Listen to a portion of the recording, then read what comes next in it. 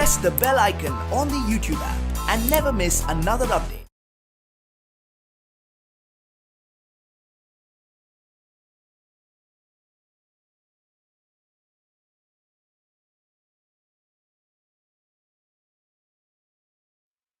Hello students, welcome back for session 9.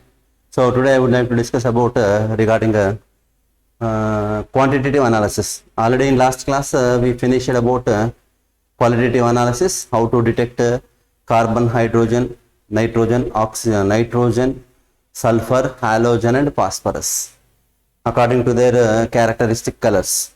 Prussian blue is presence of nitrogen, blood red color is presence of both nitrogen and sulfur, and black precipitation is presence of sulfur, and for that yellow precipitation that is for two will be there. One is for phosphorus and one is for bromide and iodide. Pale yellow with silver nitrate, bromide. Dark yellow with silver nitrate, iodide. White precipitate with silver nitrate, chloride.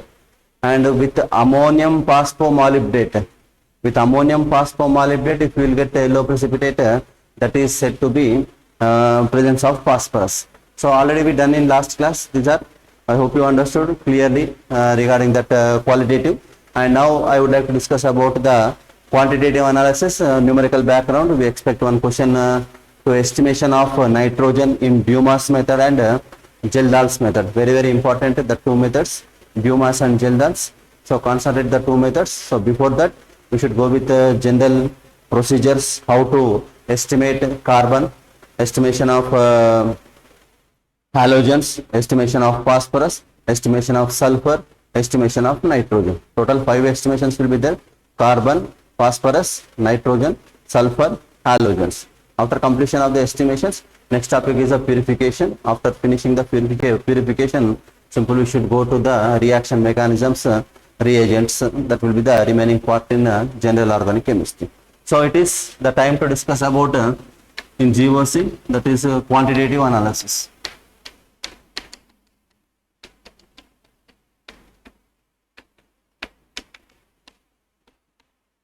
So it is time to discuss about quantitative analysis. Number one is estimation of carbon and hydrogen. Number one, estimation of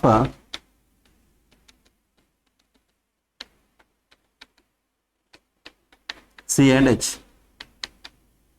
Estimation of carbon and hydrogen, how to estimate, what will be the formula regarding this. That is very, very important. We should revise the formulas. And what will be the process. This process is called as Liebig's process method. Liebig's method, we should go here. Given mass of organic compound. Given mass of organic compound. Given mass of organic compound, simply you should add CuO. Addition of CuO. Already this reaction was done in last class. Carbon combined with CuO gives rise to CO2 plus Cu. Hydrogen combined with CuO gives rise to H2O plus Cu. H2O plus Cu. So these gases, one is a carbon dioxide gas and second one is the water molecules. These carbon dioxide gas and water molecules are passing through. Number one is a KOH solution and second one is a anhydrous CaCl2. Anhydrous ClCl2, because of anhydrous CaCl2 absorbs water vapors. Anhydrous CaCl2 absorbs water vapors. While doing this Liebig's process, one systematic diagram was there in NCERT. Like that, two tubes will be like this, two tubes. One tube is filled up with anhydrous CaCl2 and another tube is filled up with KOH. And here we are coming, this will be the organic compound. This is organic compound and this organic compound is passing through with one. This will be the general apparatus. General diagram was I drawn general diagram it is.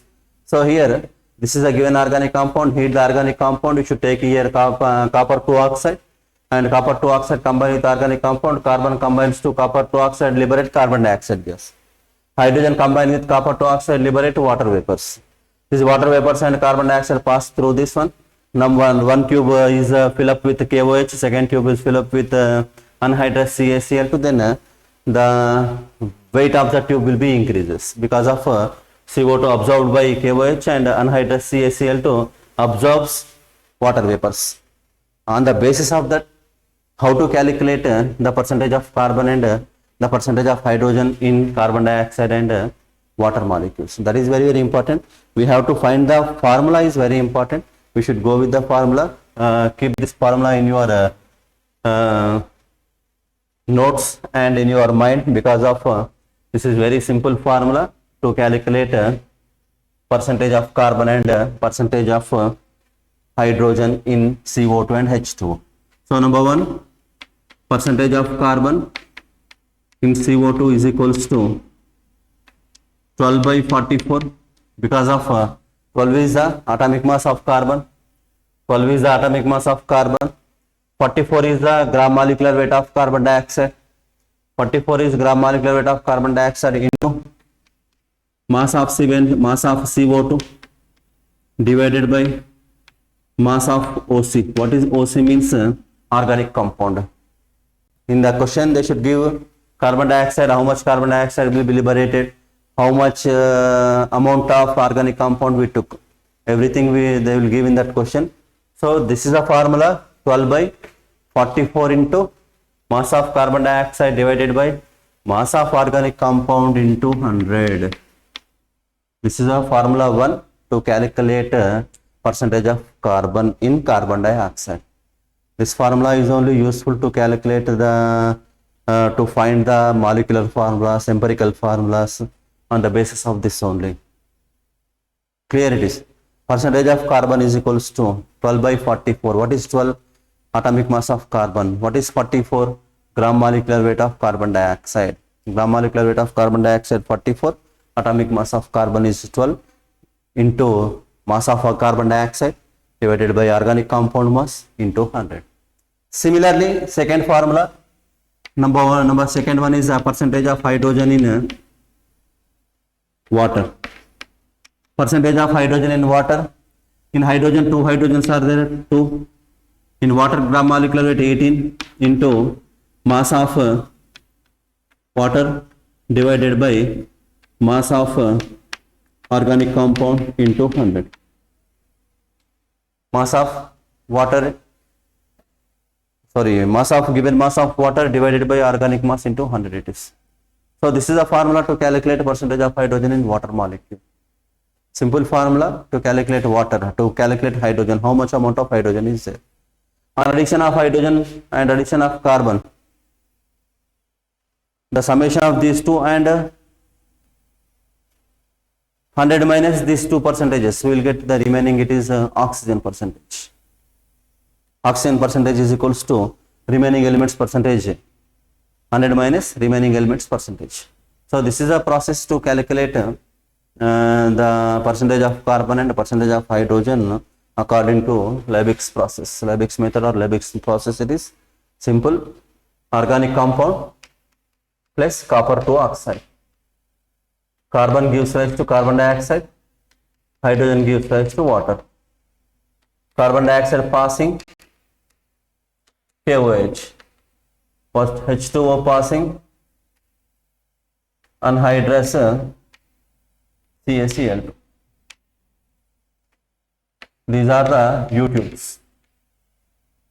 These are the U tubes, and after that how to calculate the percentage of carbon and percentage of hydrogen in a given organic compound. Percentage of carbon is equal to 12 by 44 into mass of CO2 divided by mass of organic compound into 100.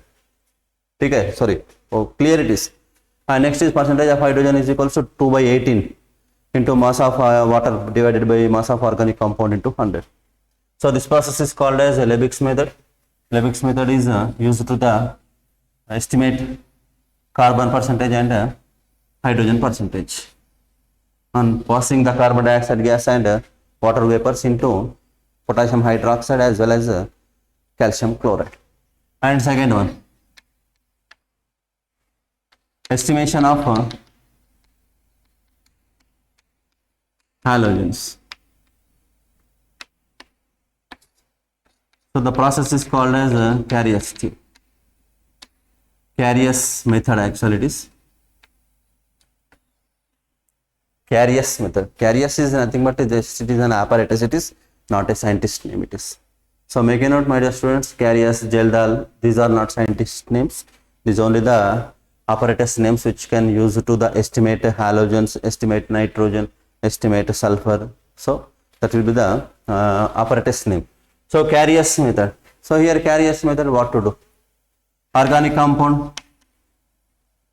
So first we have to estimate halogens. Three types of halogens was there: chlorine, bromine, iodine.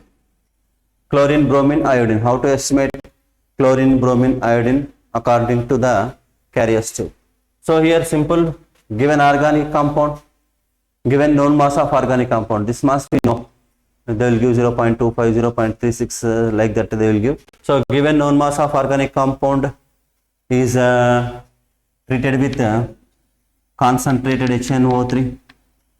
After treated with concentrated HNO3, simply you should add some amount of AgNO3. Amount of AgNO3 add. Addition of silver nitrate to this known mass of organic compound. Known mass of organic compound was taken into a tube, glass tube, just like as a tube will be like this tube you should take, and here organic compound. In this organic compound, first you should add concentrated HNO3. An addition of concentrated HNO3, next you should add the small amount of silver nitrate to this. Silver nitrate to this. Clear? Then what happens if chlorine is there? White silver chloride precipitation we observe. If bromine will be there, pale yellow color silver bromide precipitation observed.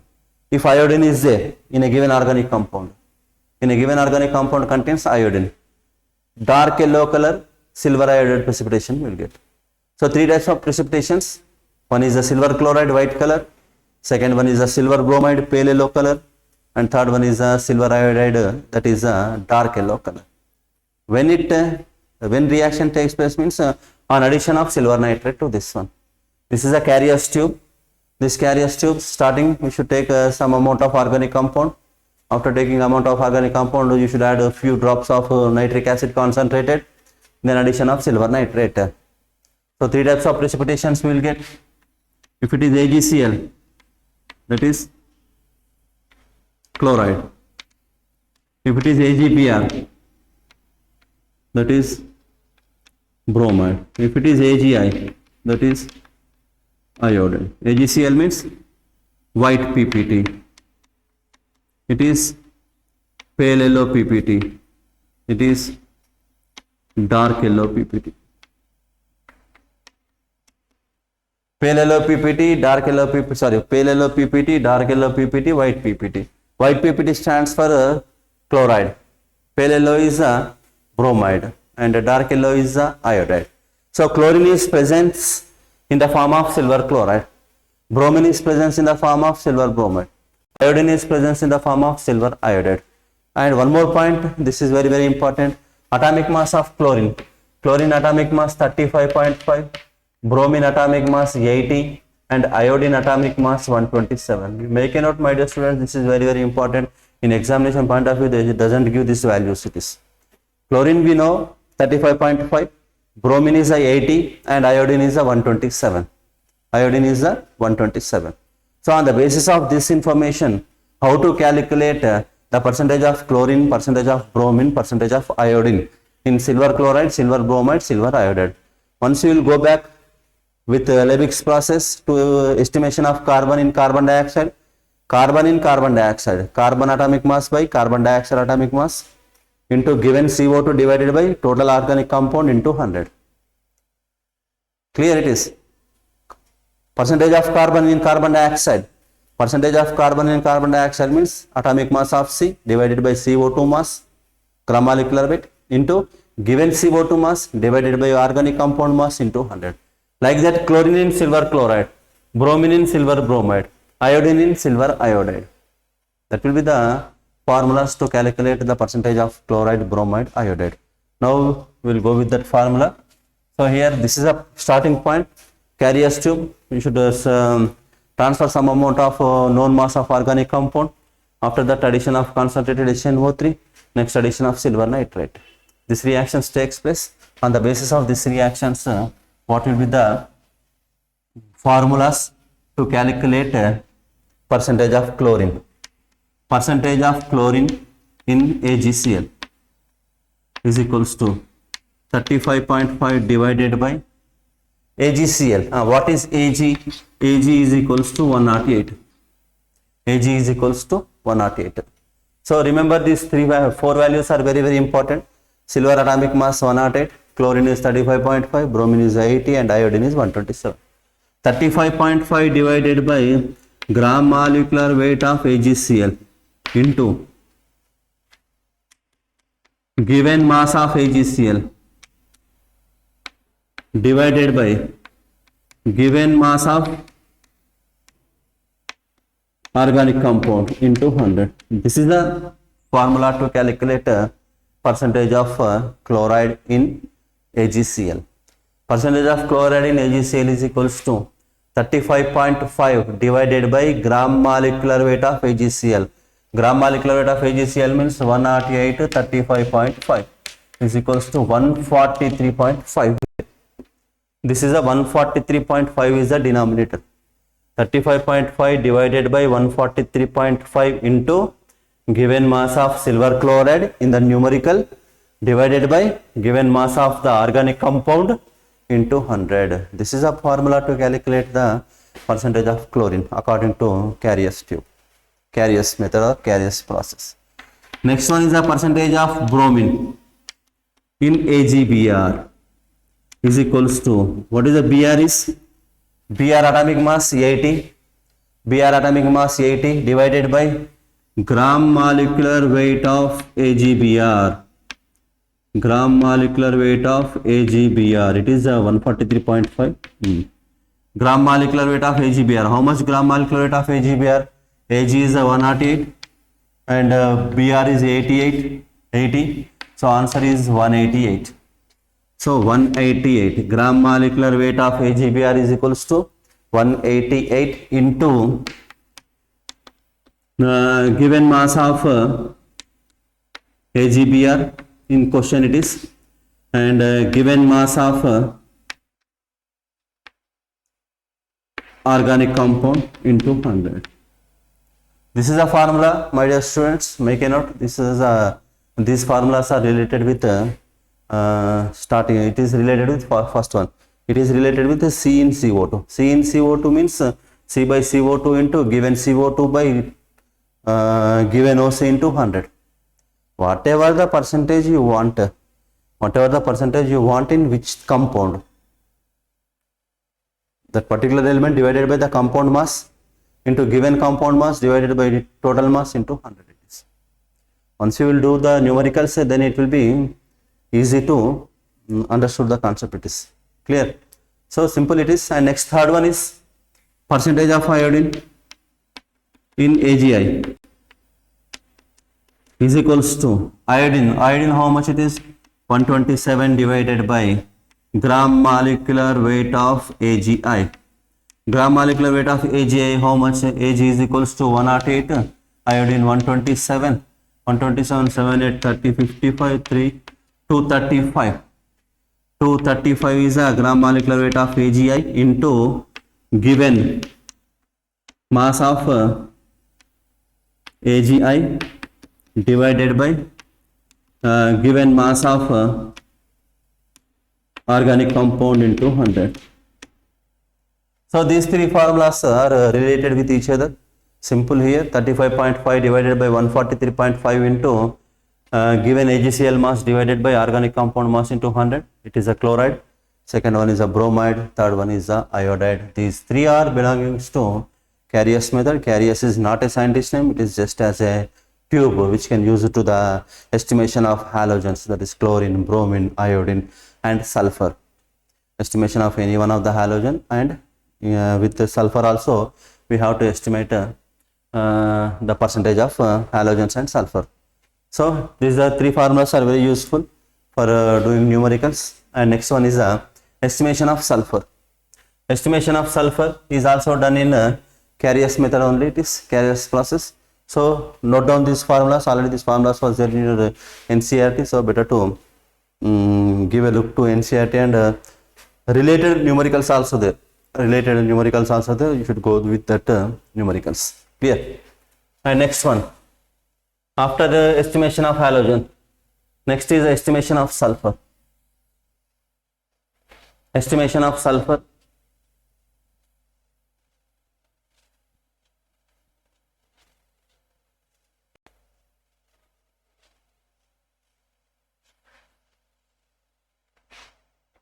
Next, number 3 is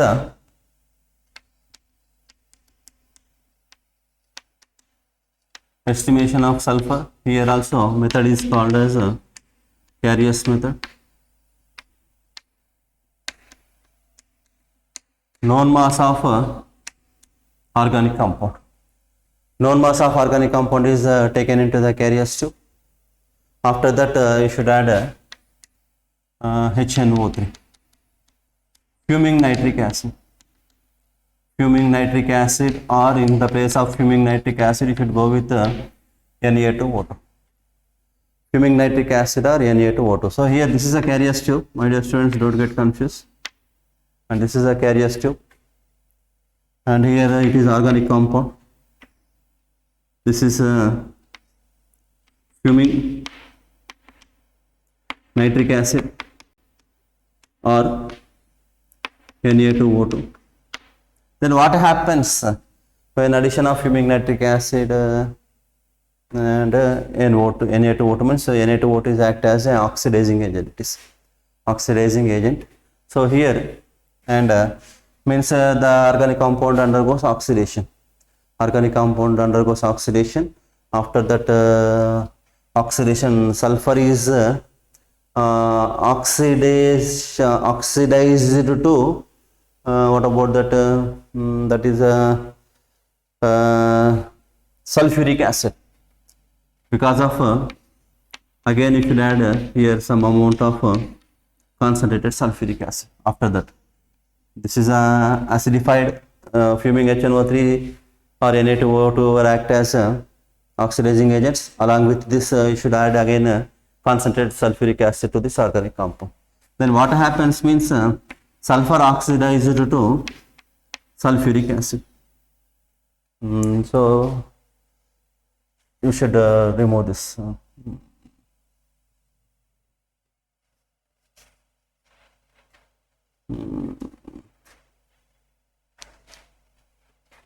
Fuming sulfuric acid, Na2O2, yes, sulfuric acid. Right, okay, clear. So here these are called as oxidizing agents. It is oxidizing agents. These are called as. Then sulfur oxidized to sulfuric acid. The organic compound which is present is sulfur. This organic compound which is present in sulfur undergoes what it is oxidized to what it is a sulfuric acid. Sulfur undergoes oxidation. Oxidation takes place in the presence of sodium peroxide or fuming nitric acid. If this organic compound which contains sulfur, the sulfur oxidizes to sulfuric acid. So here sulfuric acid will be there. So this is called as what it is. This is called as sulfuric acid. So this sulfuric acid you should add one more compound, that is barium chloride. So this sulfuric acid, again addition of barium chloride. What happens? Barium chloride combined with sulfuric acid gives rise to barium sulfate precipitation plus HCl. We'll get the precipitation is a white color barium sulfate precipitation. We will get in that Carriers tube. It is clear. So this is a simple method. Once again I will repeat this process. Known mass of organic compound is taken into the Carriers tube.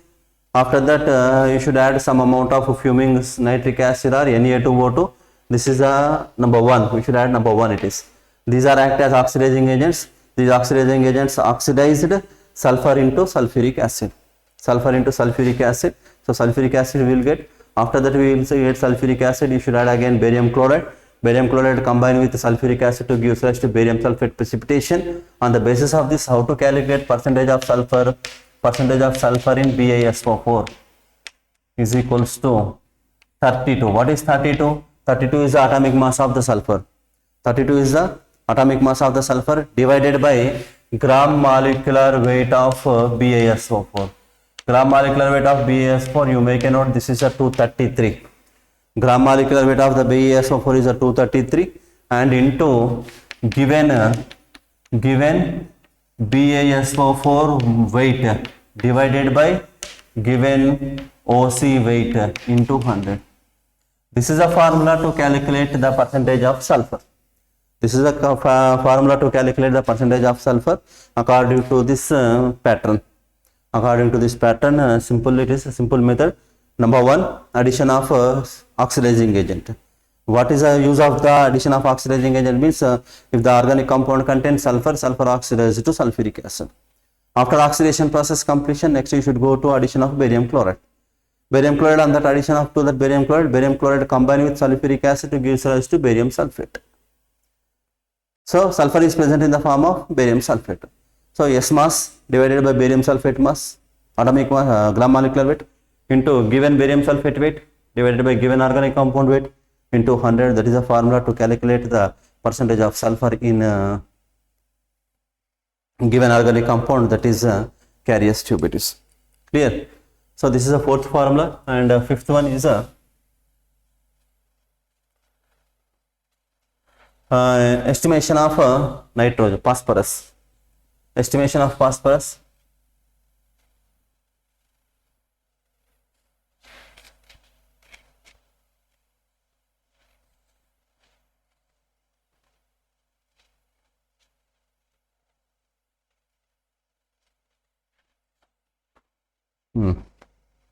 Fifth one is a little bit important. It is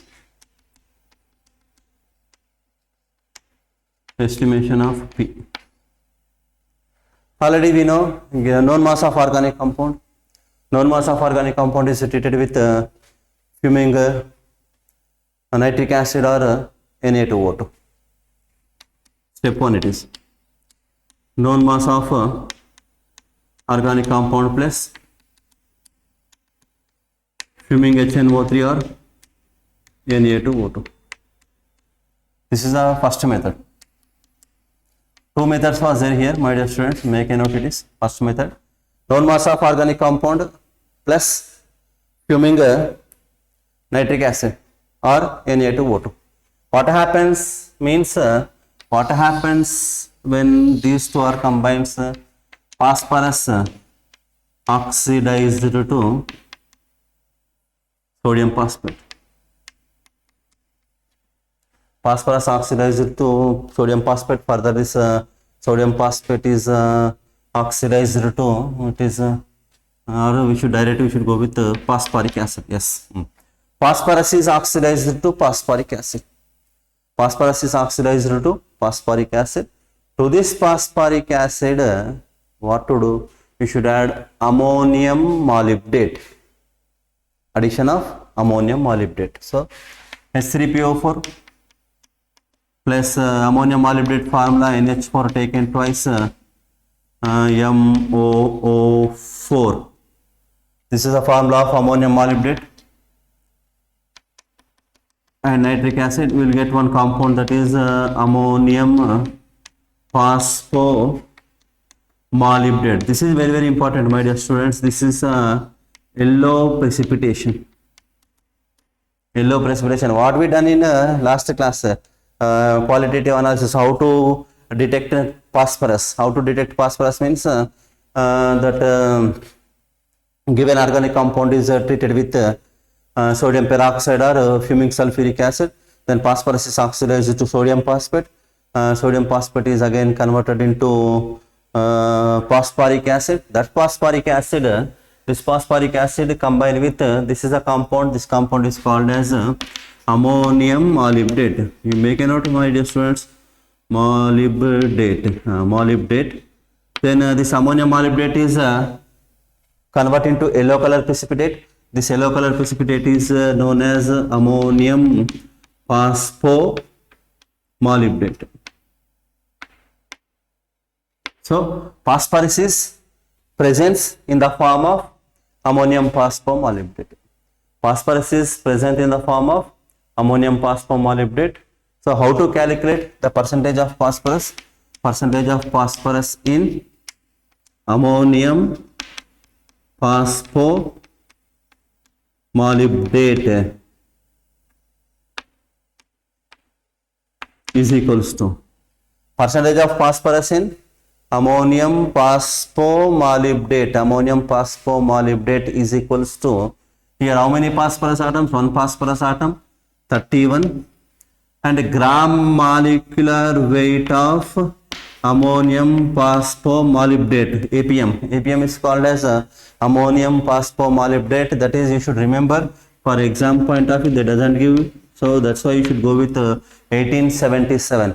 1877 is the gram molecular weight of the ammonium phosphomolybdate. Ammonium phosphomolybdate gram molecular weight is 1877 into remaining part we know, given weight of APM divided by given weight of OC into 100. This is a formula to calculate the percentage of phosphorus in ammonium phosphomolybdate. In ammonium phosphomolybdate, this is the percentage to calculate the percentage of phosphorus. So here, known mass of organic compound, if it is contains phosphorus, phosphorus oxidizes to phosphoric acid. Phosphoric acid is treated with ammonium phosphomolybdate, we will get one yellow color precipitation. That yellow color precipitation is called as ammonium phosphomolybdate. So phosphorus is present in the form of ammonium phosphomolybdate. Because of here only one phosphorus atom is there. So on the basis of the 31 by 1877, 31 by 1877 divided by given ammonium phosphomolybdate mass divided by given organic compound mass into 100. This is a formula to calculate the percentage of phosphorus by using the method 1. One more method also there, that method also important for exam it is. So second method, you should go with second method, is also same.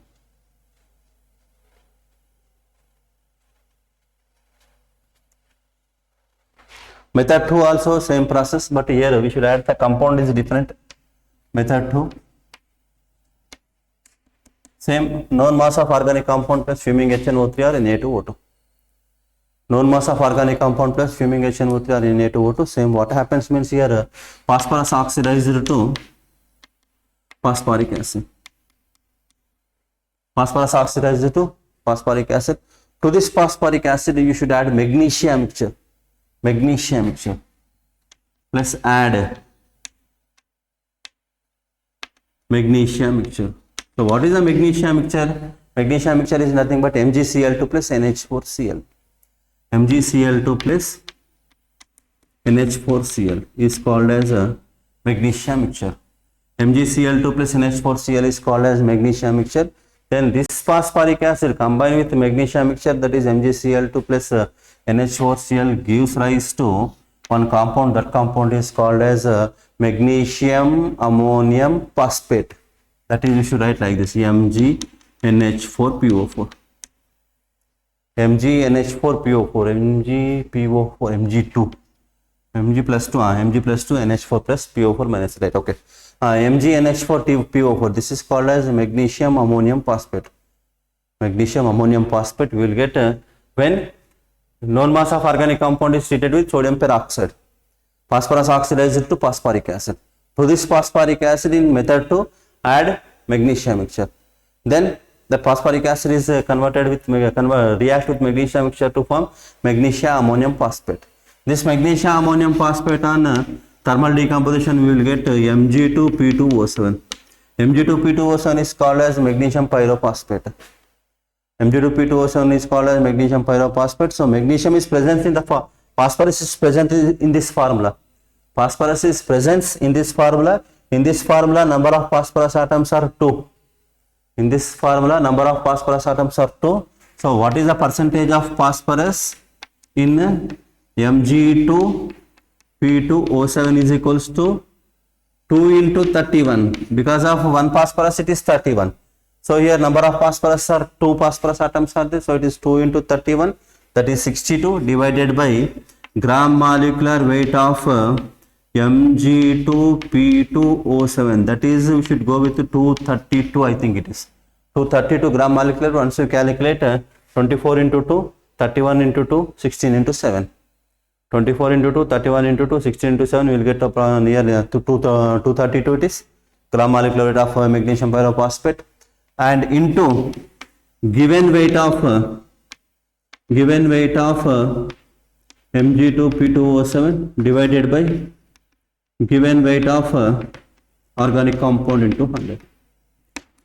This is the second method to calculate percentage of phosphorus in magnesium Mg2P2O7. First method, percentage of phosphorus in NH4 taken thrice, PO4 MoO3, 12 MoO3, ammonium phosphomolybdate, magnesium ammonium phosphate, magnesium ammonium phosphate it is. So, these are the simple formulas to calculate the percentage of sulfur, percentage of halogens, percentage of phosphorus, and percentage of carbon and hydrogen. Carbon and hydrogen we are going with Lebig's process, and remaining elements estimation is based on Carius process. Carius is nothing but the scientist name, that is Carius is the apparatus which can use in that laboratory it is. So, next one is very important for entrance point of view, that is estimation of nitrogen. If we expect from estimations, that is first priority goes to nitrogen only. Two methods was there, one is Dumas method, second one is Geldahl method. Geldahl's method, Dumas method, how to calculate estimation of nitrogen, very important. We should revise the formula only. What formula we are using in that process. And in estimation of sulfur oxidized to sulfuric acid, that point keep in your mind. Estimation of phosphorus oxidized to phosphoric acid. That phosphoric acid is treated with two methods. One is ammonium molybdate, second one is magnesium mixture. That is different. Phosphorus oxidized to phosphoric acid for the estimation. Sulfur oxidized to sulfuric acid for the estimation of sulfur. Chlorine gives white precipitation for the estimation of chloride. Bromine pale yellow, iodine that is dark yellow color. Carbon oxidized to carbon dioxide. Hydrogen oxidized to water.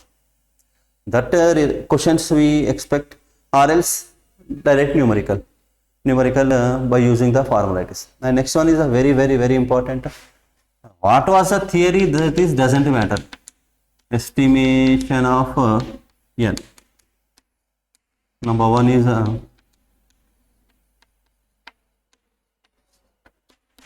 Dumas method.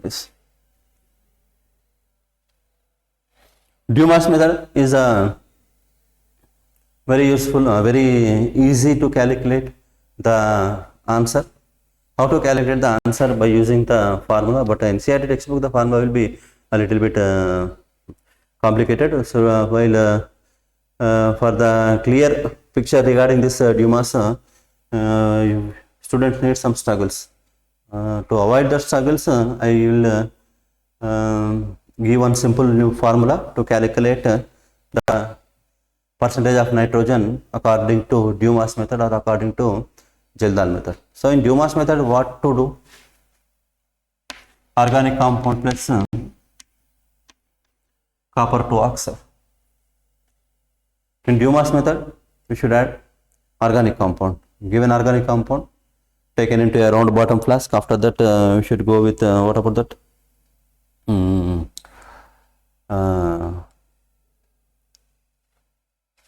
Copper 2 oxide.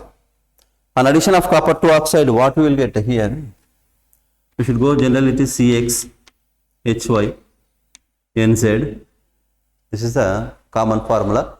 if a given organic compound contains both carbon, hydrogen and nitrogen, combine with 2x plus y by 2 CuO. Remember this is a general equation. Cx Hy Nz, which is combined with copper 2 oxide. It is called as cupric oxide. 2x plus y by 2 CuO. 2x plus y by 2 CuO. What we will get? Cx, subscription of carbon is X. So carbon oxidized to carbon dioxide. XCO2. Remember, it is simple. It is carbon oxidized to carbon dioxide. Hydrogen oxidized to water. We know what is the subscript of hydrogen? Y. So Y we should write y by 2 H2O. Y by 2 H2O. And whatever the compound present in this whatever the nitrogen present in the organic compound, nitrogen is present in this organic compound, that nitrogen is available in free state. Nitrogen is available in free state. So while doing this reaction, free nitrogen will be evolved. Free nitrogen will be evolved. So what will be the subscript of nitrogen? Z. So here we should write Z by 2 N2. Z by 2 N2 gas will be liberated, XCO2 liberated, and water vapors are liberated. Along with these three, what is the coefficient of copper 2 oxide? 2x plus y by 2 copper will be obtained. This is a general common formula. You should revise. This is a very important. Cx Hy Nz plus 2x plus y by 2 O2, sorry, CuO gives rise to XCO2, y by 2 H2O, z by 2 N2, and 2x plus y by 2 Cu. So gases mixture we will get, that is CO2 gas, N2 gas, H2O, water vapors, and formation of copper metal. This total gases mixture which is passed on the copper gauge, total this mixture is this is a one copper gauge. A copper gauge, you should take one copper gauge. You should pass this all gases mixture. Then what happens while passing gases on this copper gauge? Any one of the oxide of nitrogen will be there. Any one of the oxides of traces of oxides. Traces of oxides of nitrogen is oxidized, reduced to liberate which gas it is? N2 gas. Liberated what gas it is? N2 gas. So here while doing this process, nitrogen is available in the free state. Nitrogen is available in the free state, and what is the formula? We know that for calculation formula is very important. For calculation formula is very important. The derivation is there, but derivation is not important for us. We need only what will be the final formula. Generally, we know according to ideal gas equation PV is equal to nRT. That PV is equal to nRT, you applied for two different pressures, two different volumes, and two different temperatures. We should get P1 V1 by T1 is equals to P2 V2 by T2. If P1 known, P2 known, V1 known, T1 known, T2 known, we have to find volume of N2. Because of nitrogen gas will be liberated. Nitrogen gas will be liberated. What is that formula to calculate volume of N2 at standard conditions? We know standard pressure is 760 millimeters and standard temperature is 273 kelvins. 273 Kelvin is the standard temperature and standard pressure is 760 kelvins, 760 millimeters. On the basis of that, we have to calculate the V2. So generally, according to here N2 will be liberated. From this N2, we are calculating the volume. After calculation of the volume, generally 1 mole occupies 22,400 milliliters at STP. Here we will get some value or some volume. What is the volume? It is V2 volume. V2 volume occupies how much? So V2 into 1 mole into 22,400 ml.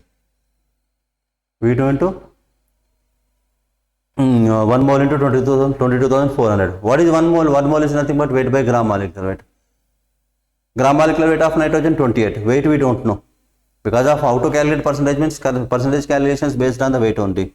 So again, I think your mind will be confused, I think. So don't get confusion. Once again, we are going back, rewind 5 minutes back. Rewind 5 minutes back. So here, given organic compound. This given organic compound is taken into one RB flask and you should add CuO. copper 2 oxide. What happens if this organic compound contains nitrogen? So general formula of the organic compound consists with nitrogen is CXHYNZ, which is treated with 2x plus y by 2 CuO. Carbon oxidized to XCO2. Hydrogen oxidized to y by 2 H2O. Oxides of nitrogen oxidized to Z by 2 N2. And copper will be produced in the form of 2x plus y by 2 Cu. This is a common equation. After this common equation, we will get some gaseous mixture. These gaseous mixture are passing through the copper gas.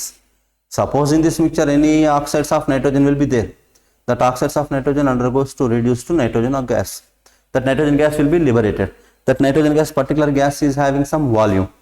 To calculate volume, how much volume it is there? 1 mole of gas occupies 22,400 volume. How to calculate volume means a calculation of the volume according to the standard conditions. According to the standard conditions. So, according to the standard conditions, you have to calculate the volume.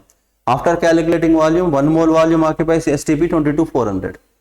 What amount of volume we will get? That is equals to how much means this volume into mole into divided by 22,400. So here, to avoid all these confusions, we will simplify that formula, how to calculate the percentage of nitrogen in according to the Dumas method. I will give that simple formula. According to the NCERT text formula, it will be very difficult to solve the numericalities. What given according to the NCERT means percentage of nitrogen is equals to, there was given, it is in NCERT 28 divided by 22,400 into V divided by mass of organic compound into 100. My dear students, this is the formula to calculate percentage of nitrogen according to Dumas. So, but here V is equal to P1 V1 by T1 into 273 by 760. This much struggle we require to calculate the percentage of nitrogen. Clear? This much struggle we require to calculate the percentage of nitrogen to avoid all these things. To avoid all these things, how to calculate the percentage of nitrogen according to Dumas. According to NCERT, this is a formula. What is the formula? Percentage of nitrogen is equals to 28 by 22,400 into P1 V1 by T1 into 273 by 760 into 100 divided by OC mass.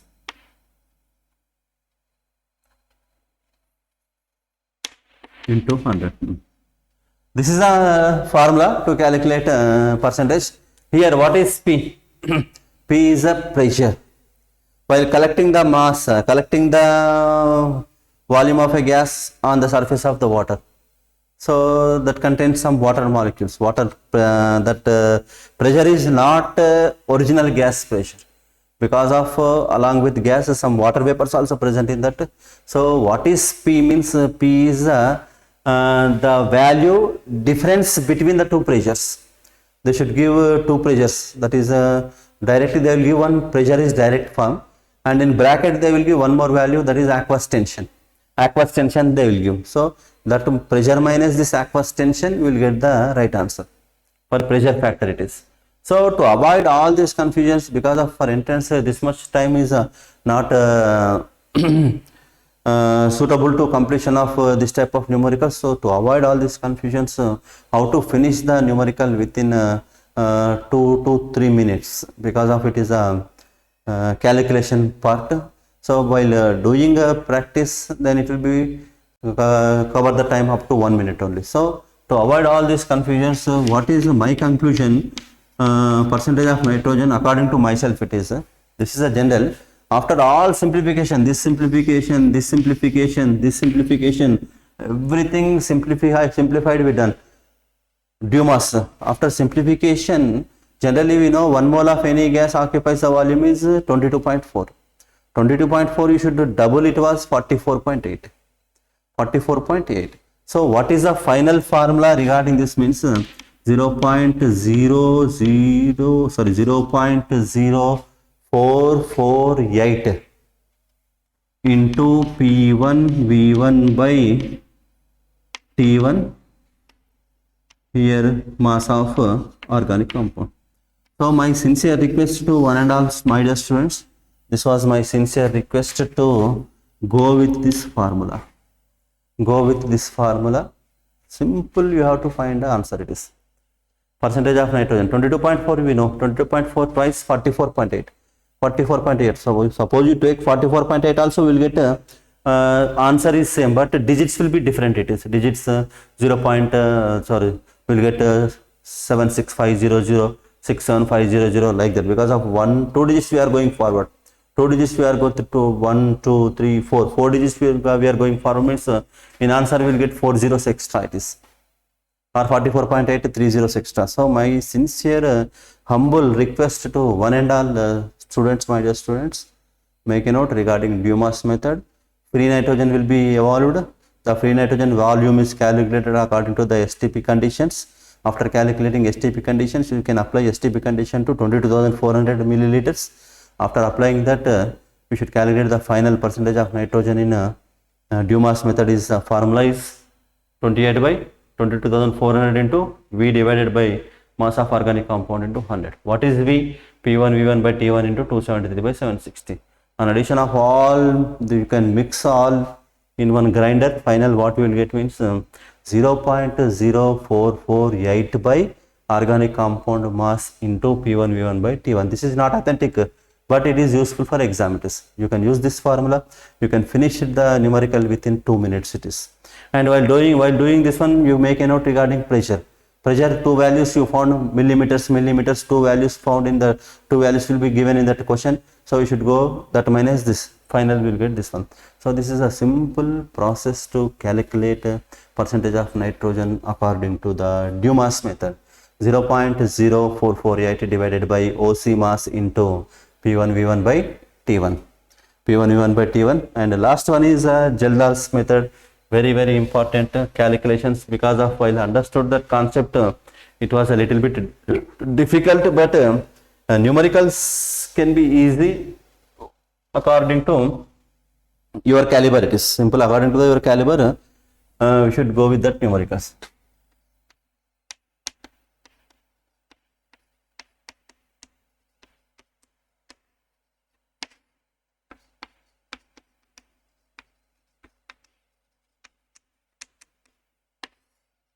Estimation of nitrogen. Estimation of nitrogen according to the Geldar's method.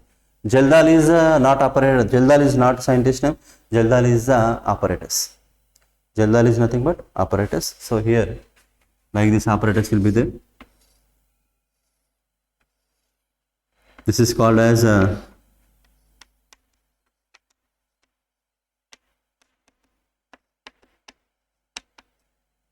Geldar's flask.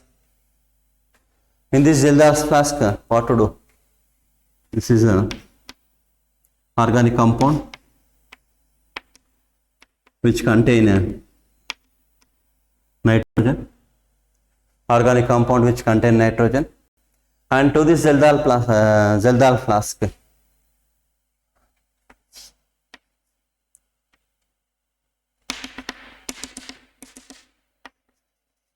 concentrated H2SO4 you should add.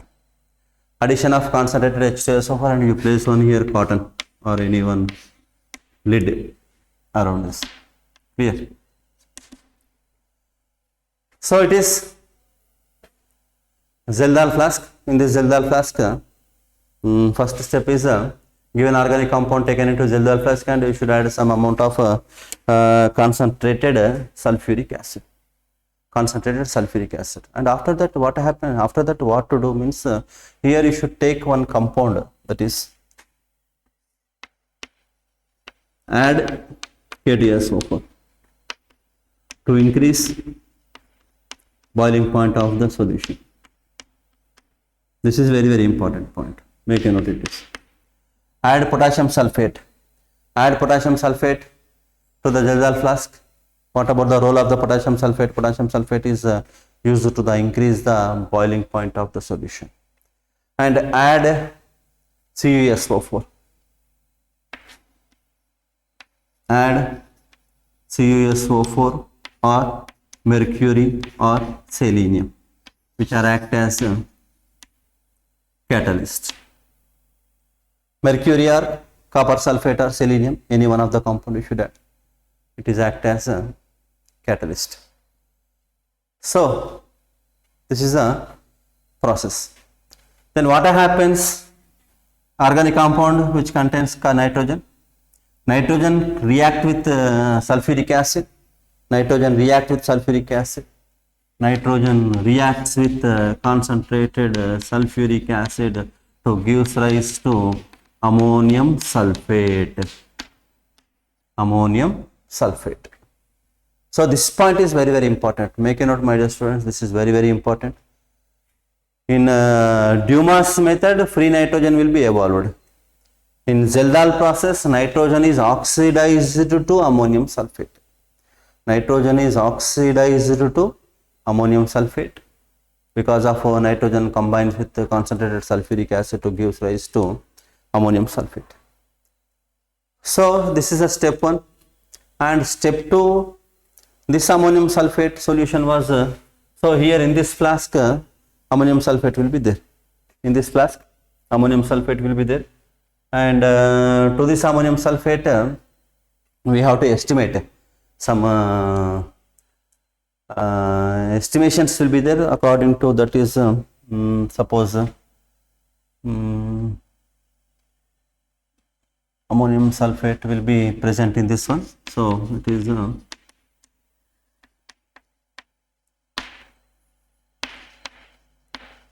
ammonium sulfate is present, and the next one is we should go with one beaker.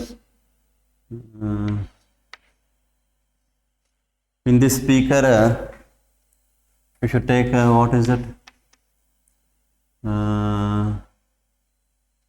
Ammonium sulfate. Not ammonium sulfate. It is H2SO4. H2SO4. If you should take it is H2SO4 oxidized to. Sorry.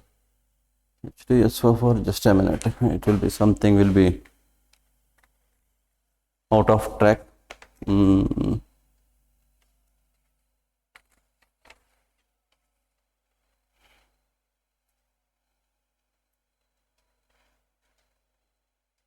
So that is ammonium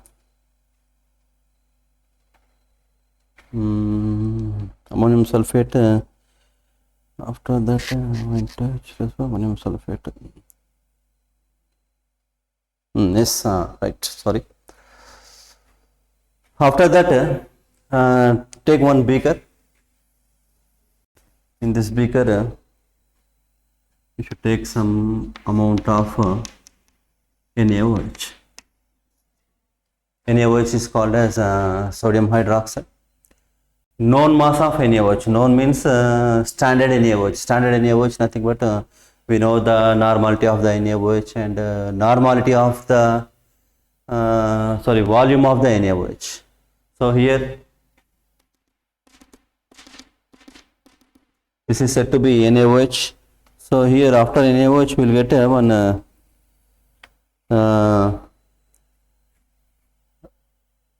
you should add to this. Right. Already in this Zeldal flask, what will be the Zeldal flask? In this Zeldal flask, it is ammonium sulfate will be there. This ammonium sulfate is react with known mass of sodium hydroxide. Known mass of sodium hydroxide. What will be the product we expect from this one?